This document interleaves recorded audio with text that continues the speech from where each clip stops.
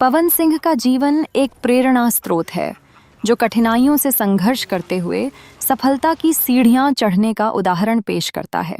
उनका जन्म 5 जनवरी 1986 को बिहार के आरा जिले में हुआ। एक साधारण परिवार में जन्मे पवन ने प्रारंभिक शिक्षा आरा में ही प्राप्त की। पवन सिंह का परिवार एक दिलचस्प लेकिन दुखदायी कहानी पेश करता है। उनके पिता रामाश्रय सिंह का निधन उनकी युवा अवस्था में ही हो गया था। इस दुखद घटना ने पवन के परिवार को मजबूर कर दिया कि उन्हें एक नया रास्ता खोजना पड़े।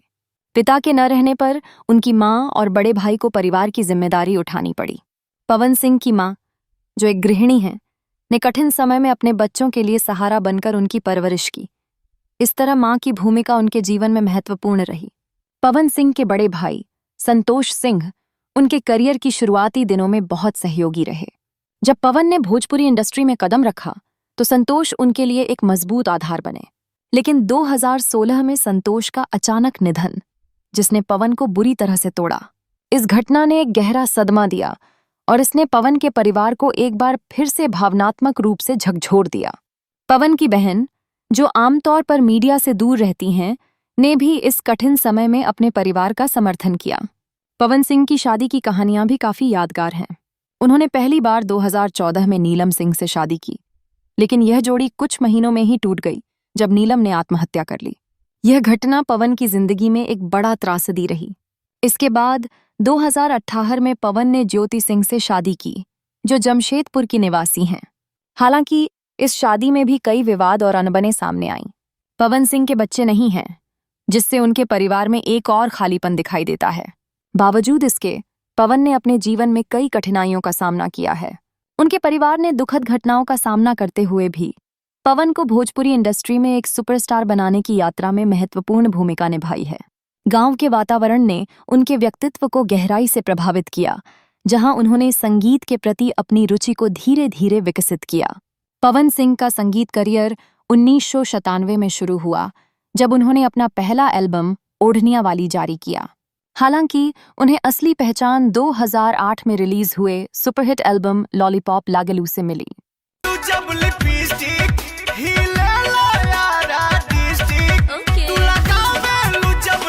यह गाना न केवल बिहार और यूपी में, बल्कि संपूर्ण भारत में धूम मचाने के साथ साथ विदेशों में भी प्रसिद्ध हो गया। गानों की भावनाएं और डांस बीट्स ने भोजपुरिया संस्कृति को अंतर्राष्ट्रीय स्तर पर पहुंचाया। संगीत के साथ साथ पवन ने फिल्म इंडस्ट्री में भी कदम रखा।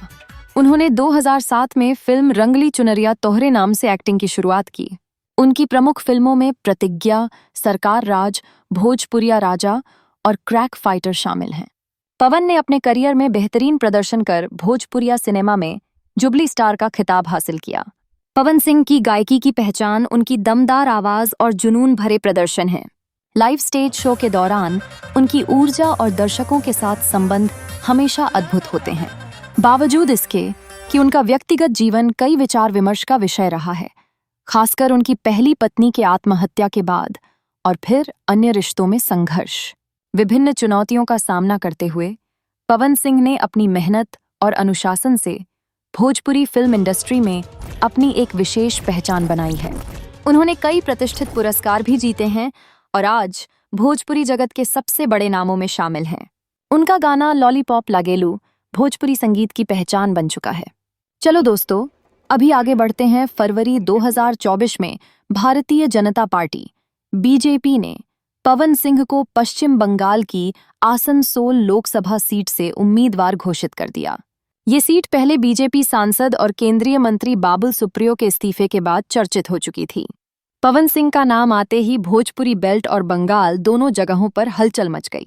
हालांकि यह नामांकन सिर्फ एक राजनीतिक कदम नहीं था, बल्कि इससे एक बड़े विवाद का आगाज भी हुआ। जैसे ही टिकट का ऐलान हुआ, सोशल मीडिया पर पवन सिंह के कुछ पुराने विवादित बयान और गाने वायरल होने लगे। स्थानीय राजनीति में कुछ नेताओं ने उनका विरोध करना शुरू कर दिया। खासकर टीएमसी और अन्य विरोधी दलों ने उन्हें बाहरी उम्मीदवार करार दिया। यह संजीदा स्थिति बीजेपी के लिए चुनौती बनी। स्थानीय नेताओं के आक्रोश और सोशल मीडिया के दबाव ने एक तरह से उनकी उम्मीदवारी पर सवाल खड़ा कर दिया। टिकट घोषित होने के 24 घंटे के भीतर ही पवन सिंह ने अचानक सोशल मीडिया पर घोषणा की कि वे आसनसोल से चुनाव नहीं लड़ पाएंगे। इस समय उन्होंने अपने समर्थन के लिए पार्टी और समर्थकों का धन्यवाद करते हुए व्यक्तिगत कारण का हवाला दिया। यह निर्णय सबको चौंका गया, क्योंकि इतनी जल्दी टिकट वापस लेना असामान्य था। इस अचानक फैसले ने राजनीतिक गलियारे में हलचल मचा दी।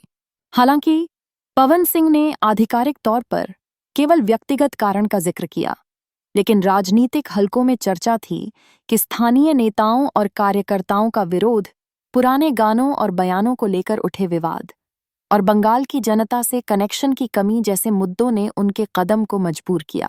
सोशल मीडिया पर बनी नकारात्मक छवि ने भी उनकी स्थिति को कमजोर कर दिया।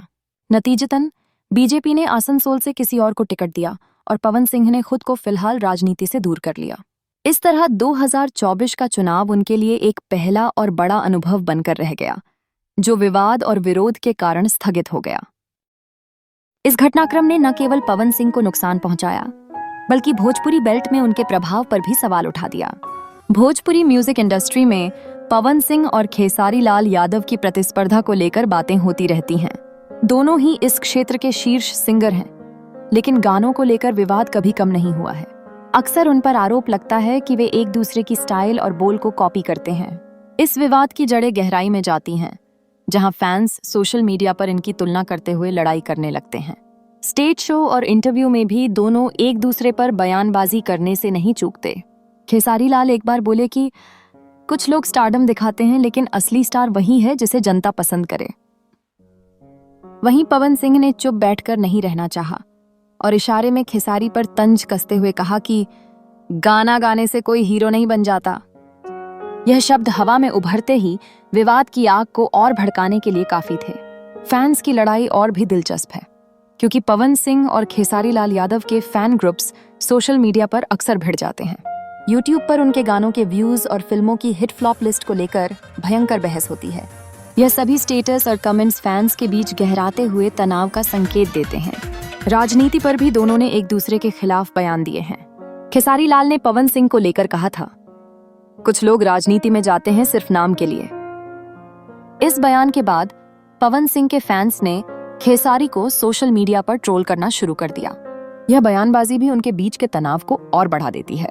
हालांकि कई मौकों पर दोनों ने मंच से कहा कि उनके बीच कोई व्यक्तिगत दुश्मनी नहीं है, लेकिन फैंस की भिड़ंत और गानों की प्रतिस्पर्धा से बनी कड़वाहट का माहौल आज भी कायम है।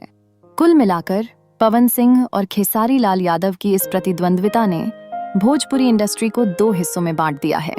उनके बीच की प्रतिस्पर्धा न केवल संगीत को प्रभावित करती है, बल्कि फैंस की भावनाओं को भी उत्तेजित करती है। पवन सिंह की यात्रा यह बताती है कि दृढ़ संकल्प और मेहनत से किस तरह किसी भी लक्ष्यों को हासिल किया जा सकता है।